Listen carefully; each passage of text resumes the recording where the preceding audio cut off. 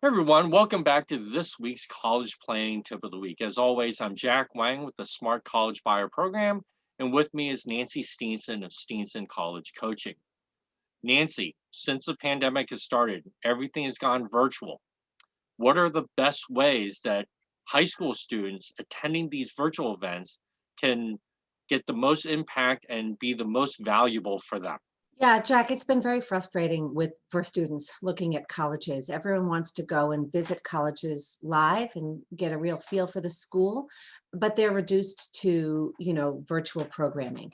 And a lot of the students I work with, I send them off to go look at colleges, and they come back, and at first they don't have a lot. And so I've learned I really need to spell it out. And so this is what I would recommend for students who are looking at colleges virtually.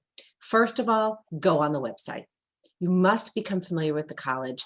You go on the website.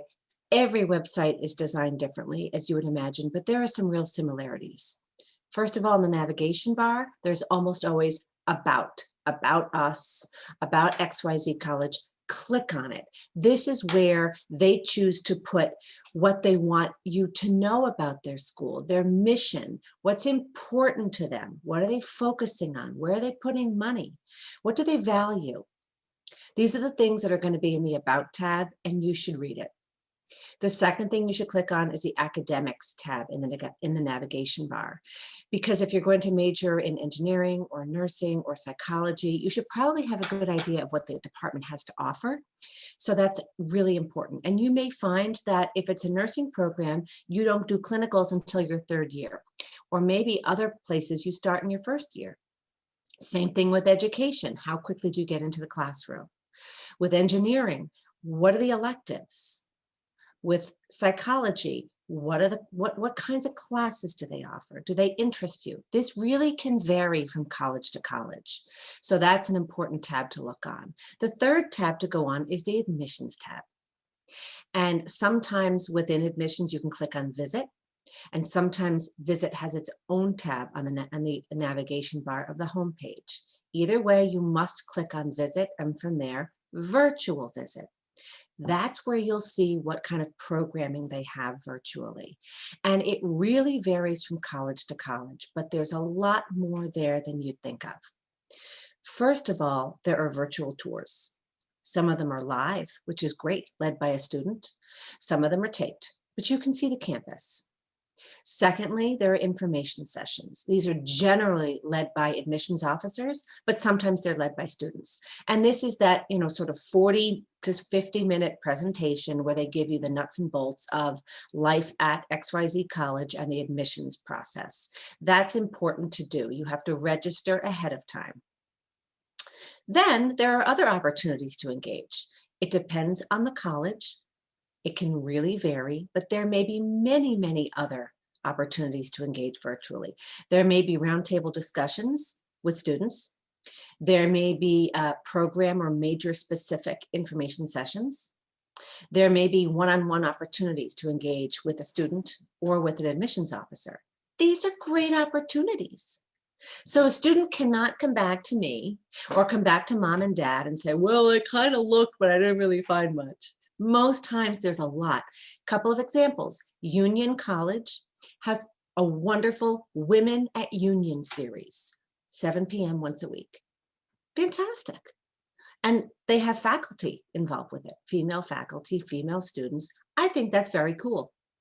Ithaca College has academic information sessions by area of study. So you can find out about that general area, health sciences or, performing arts. They also have, Ithaca College has Lounge Over Lemonade with current students. They're really going out of their way to try to be creative and provide opportunities for students.